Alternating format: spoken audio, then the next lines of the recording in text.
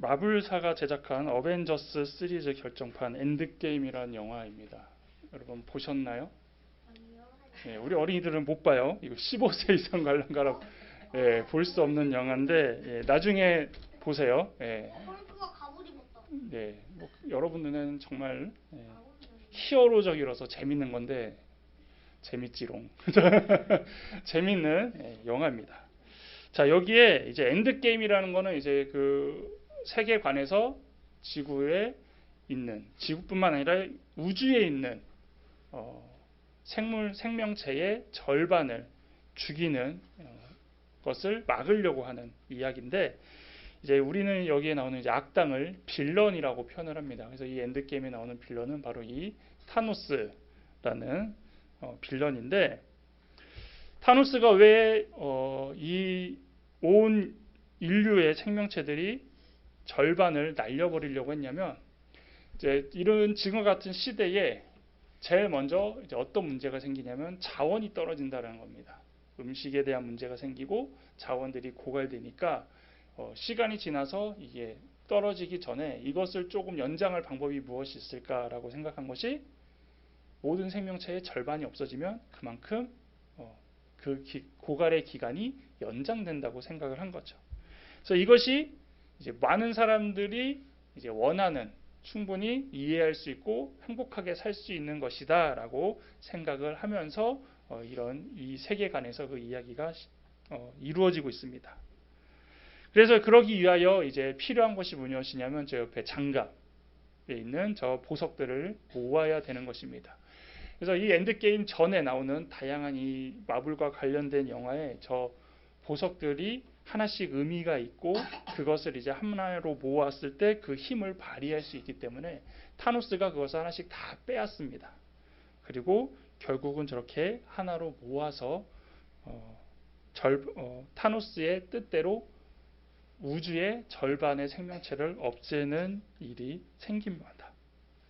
자, 그래서 실제로 타노스가 이제 보석을 끼고 온 인류의 절반을 없애는 그 소원을 이루기 위해서 했던 행동이 뭐냐면 손을 한번 딱 튕기는 거였습니다. 그리고 영화에서도 실제로 그게 딱 튕깁니다.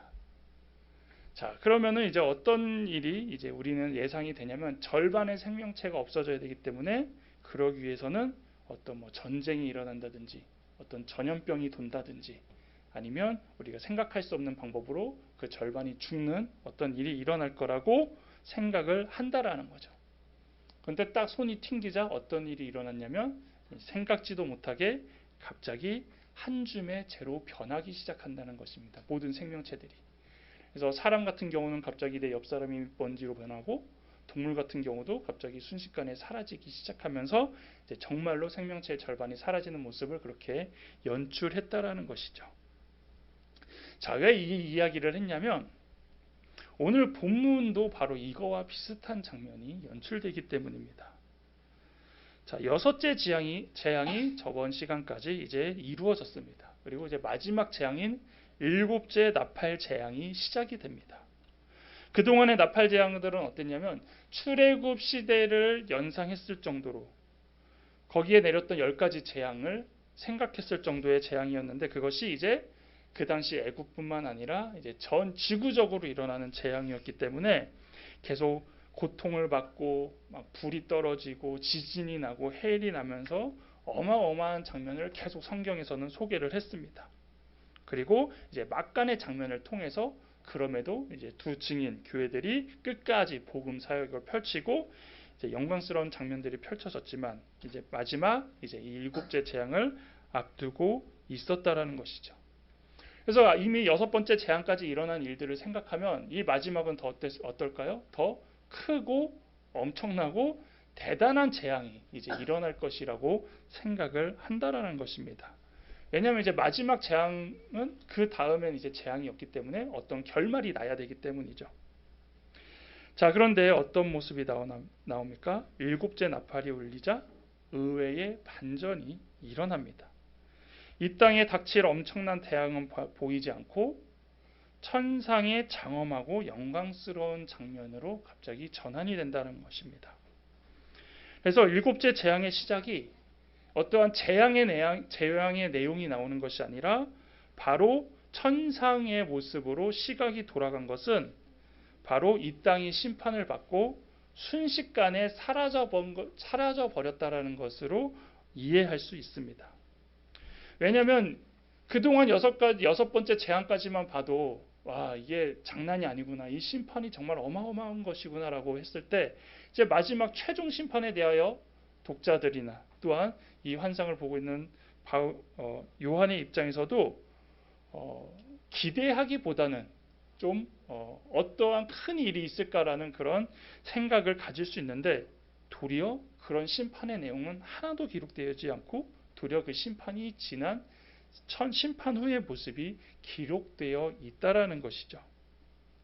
자, 그래서 일곱째 나팔이 울리자, 앞에서는 뭐 나팔이 울리자 뭐 말이 나타나고 뭐 어떠한 모습이 일어나면서 하늘의 3분의 1이 피로 변하고 뭐 물의 3분의 1이 피로 변하고 이런 것이 기록이 되었다라면, 자, 일곱 번째 나팔은 울리자 이제 천상의 모습으로 바로 나오는데, 이때 큰 음성이 울려 펴집니다, 하늘에서. 그리고 이 음성은 천상에 있는 생물, 천사들, 구원받은 모든 성도들이 냈던 음성인데, 15절에 일곱째 천사가 나팔을 불매 하늘에 큰 음성들이 나서 이르되 세상 나라가 우리 주와 그의 그리스도의 나라가 되어 그가 세세토록 왕 노릇 하시리로다 하니, 라면서 어떤 재앙의 표현이 아니라 하나님을 찬양하는 모습이 나타난다라는 것이죠. 그리고 이들이 뭐라고 외칩니까? 세상 나라가 우리 주와 그의 그리스도의 나라가 되어. 어떤 의미입니까? 이제 이 세계는 하나님의 나라가 되었다라고 선포하는 것입니다. 그래서 일곱 번째 나팔을 부는데 재앙의 모습이 나타나는 게 아니라 이제 그 모든 재앙이 사라지고 바로 하나님의 나라로 바로 대체되는 모습으로 보여주신 것이죠. 즉 죄와 패역으로 가득 찼던 이 세상의 땅들, 물론 이제 성경적으로는 이제 임시적인 땅이죠. 이제 마지막에 다 이제 사라질 것으로 보기 때문에 이 땅이 이제 다 사라지고 하늘 보좌가 이 땅에 내려와 이제 세세토록 영원한 통치를 이룰 것이라는 말씀이죠. 그리고 이제 이 나라는 성부, 성자, 성령 하나님께서 온전히 통치하시는 나라입니다. 이때 이제 하나님 앞에 자기 보좌에 앉아 있던 24장로가 등장합니다. 그리고 하나님께 얼굴을 향해 대고 경배하는 모습이 나타나는 것이죠. 그리고 24장로는 하나님께 뭐라고 얘기하냐? 감사하옵나니라고 이제 인사를 올립니다. 왜 감사하다고 고백을 했을까요? 그 이유는 하나님의 기도 응답으로 보고 있습니다. 그 기도의 내용이 무엇이냐면, 앞에도 이제 한번 이야기됐던 것인데, 그동안 불의했던 이 땅을 심판하시고 하나님의 공의가 회복되게 해달라는 그 수많은 기도들의 응답이 이제 이루어졌다라고 말하는 것입니다. 왜냐하면 그동안 재앙이 계속 일어났을 때에도 계속 얘기했거든요. 순교자들이 계속 탄원을 했잖아요. 어렵다, 힘들다, 하나님 언제까지 이러고 계실 겁니까? 어떻게 저들을 그대로 놔두십니까? 라고 했던 그 모든 것들이 이제 이루어졌기 때문에 감사하다고 얘기하는 것이고, 또한 장로들이 4장 11절에서도 이렇게 찬송을 드렸는데, 이제 찬양의 내용이 조금 다릅니다. 4장에서 했던 찬양은 하나님이 이 세상을 창조하시고 유지되고 있음을 찬양했다라면, 지금 나오는 이 모습에서는 하나님의 이제 세상을 종결하시고 큰 권능으로 자신의 영원한 통치를 시작하셨음을 찬양하는 것입니다. 자, 이제 이런 하나님은 어떤 분이시냐가 소개가 되는데, 하나님은 옛적에도 계시고 지금도 계신 하나님이라고 말하고 있습니다. 17절에 이르되 감사하옵나니 옛적에도 계셨고 지금도 계신 주 하나님 곧 전능하신 이여 친히 큰 권능을 잡으시고 왕 노릇 하시도다 라고 말합니다. 근데 여러분 잘 여기서 보시면 그동안 하나님에 대한 표현이 삼중적인 호칭이 붙었어요. 삼중적이라는 것은 우리가 성부, 성자, 성령 이게 아니라 시간적으로 표현했던 겁니다. 그래서 과거에도 계시고 지금도 계시고 앞으로 계시는 이 표현 많이 들어보셨죠? 그래서 이제도 계시고 전에도 계셨고 장차 오실 하나님이라고 그동안 표현했는데, 여기서 빠진 게 이제 무엇이냐면 장차 오실이라는 그 내용이 빠졌습니다. 즉 미래형이 빠졌다라는 겁니다. 그리고 친히 권능을 잡으시고 왕 노릇 하시는 이로 표현하고 있죠. 왜 그럴까요? 왜냐하면 이루어졌기 때문입니다. 하나님을 미래적으로 표현한 것은 아직 불완전한 세상이거든요. 아직 완전한 하나님의 나라가 이루어지지 않았을 때 이제 오실 하나님이라고 표현을 했지만 지금은 이제 완전히 이루어졌기 때문에 이제 오실 하나님이 아니라 지금 계신 하나님에서 끝나는 것입니다. 그래서 이렇게 미래에 대한 소망이 빠진 게 이제 악의 정복과 하나님 나라의 도래를 통한 소망의 완성을 강조한 것입니다.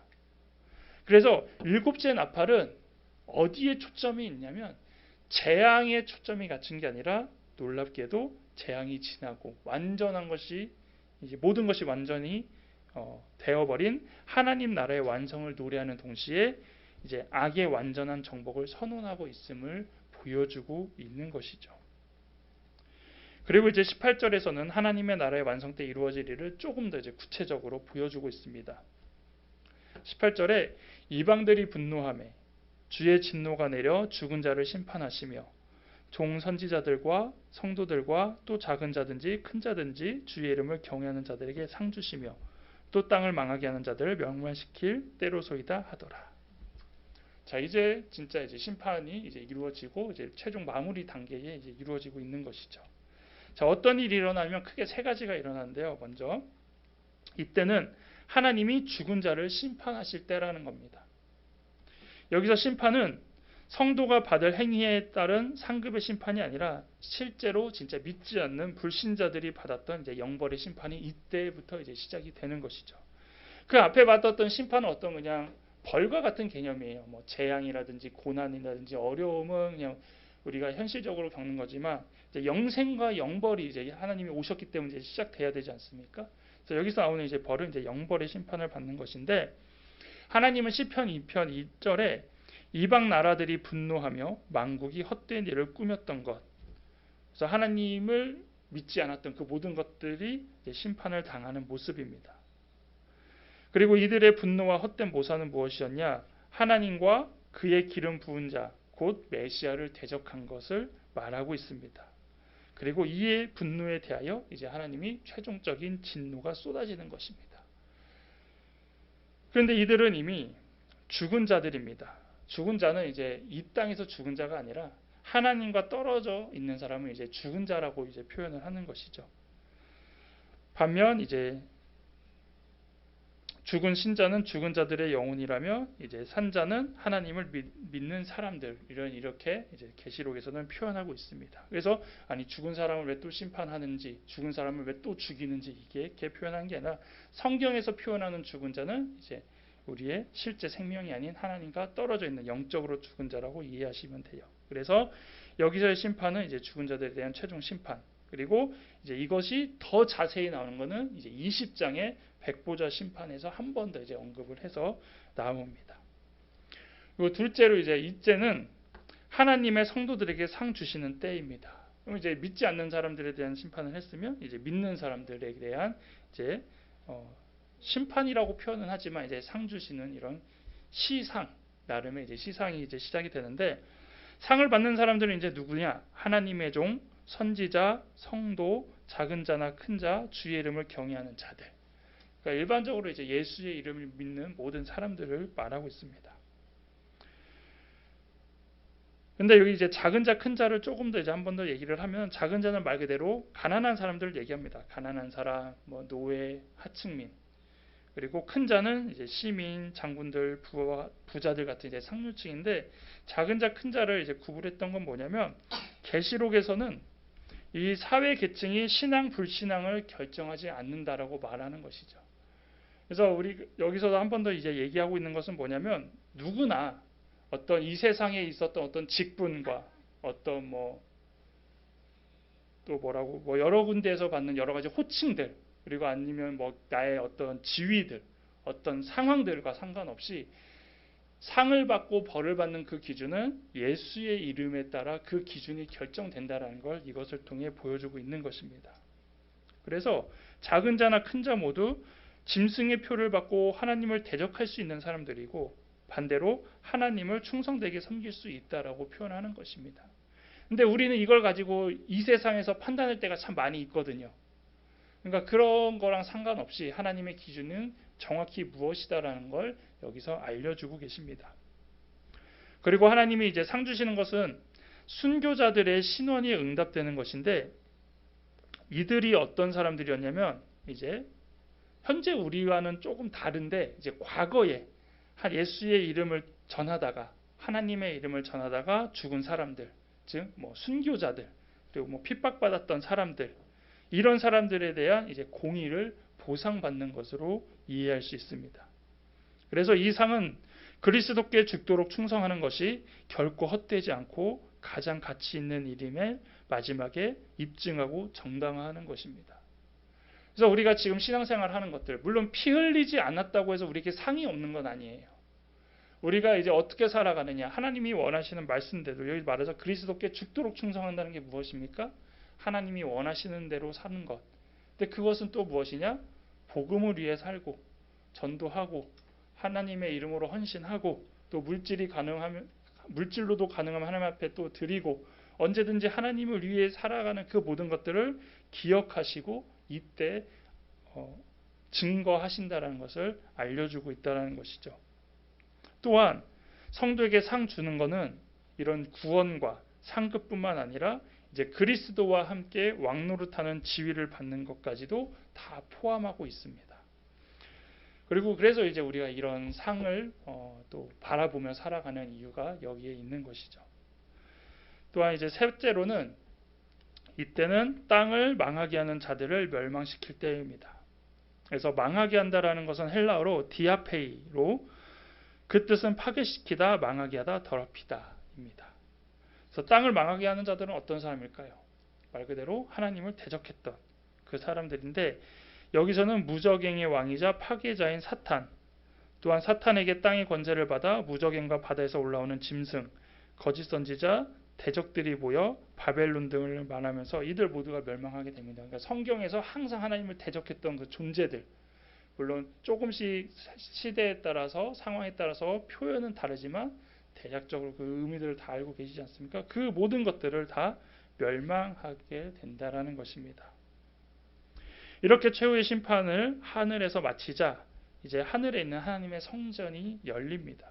19절에 이에 하늘에 있는 하나님의 성전이 열리니 성전 안에 하나님의 언약궤가 보이며 또 번개와 음성들과 두 우레와 지진과 큰 우박이 있더라. 성전 문을 통하여 하나님의 언약궤가 보인다는 것입니다. 이 성전은 하나님의 임재가 거하는 가장 내밀한 지성소를 의미하는 것으로서 역사적으로는 이제 하나님의 언약궤는 주전 587년 이제 망할 때, 유다가 바벨론으로 인하여 망할 때 이것이 사라진 걸로 알려져 있습니다. 근데 이제 이후에 하나님께서 이스라엘을 회복하실 때 이 언약궤를 다시 찾게 하실 것으로 믿고 있습니다.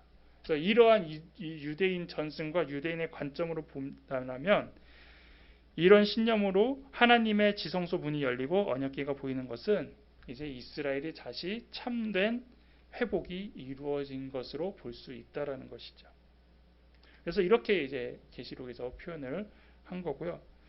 자, 동시에 이제 성전에 하나님의 언약궤와 하나님의 충만한 임재를 상징하는 번개와 음성들과 우레와 지진과 큰 우박이 있다라고 표현을 합니다. 자, 이것이 이제 바로 하나님의 임재의 모습인데요. 뭐 우리가 항상 하나님의 임재면 이제 구름 정도만 이렇게 생각을 했는데 항상 어떤 심판과 멸망에 있었던 하나님의 임재의 모습은 저렇게 번개와 음성과 우레와 지진 이런 모습이었습니다. 근데 여기에 뭐가 하나가 추가가 되는데 이제 우박이라는 게 또 이제 추가가 됩니다. 뭐 이것을 뭐 그동안 성경을 많이 읽으셨어도 우박이 있고 없고의 차이를 이제 잘 모르겠지만 그동안은 이게 우박이 잘 없어요. 근데 이제 여기서만 이제 우박이 한번 추가가 되는데 그 이유는 무엇이냐면 심판의 강도가 더해진다라는 것. 그러니까 더 하나님이 더 강한 심판을 주시겠다라는 것을 의미하기 위해서 이제 우박을 하나 더 이제 추가한 것인데 이것을 통해 예고된 심판을 집행할 준비가 되어 있음을 보여준다라는 겁니다. 자, 근데 여기서 우리가 조금 의심해 볼 게 뭐냐면 분명히 마지막이라고 했거든요. 마지막 하늘의 모습인데 왜 갑자기 또 마지막 심판이 또 예고를 하고 있지? 그러면서 이제 우리는 계속 이제 헷갈리기 시작하는 거예요. 아니 심판이 끝난 게 아닌가? 다 완성됐다며.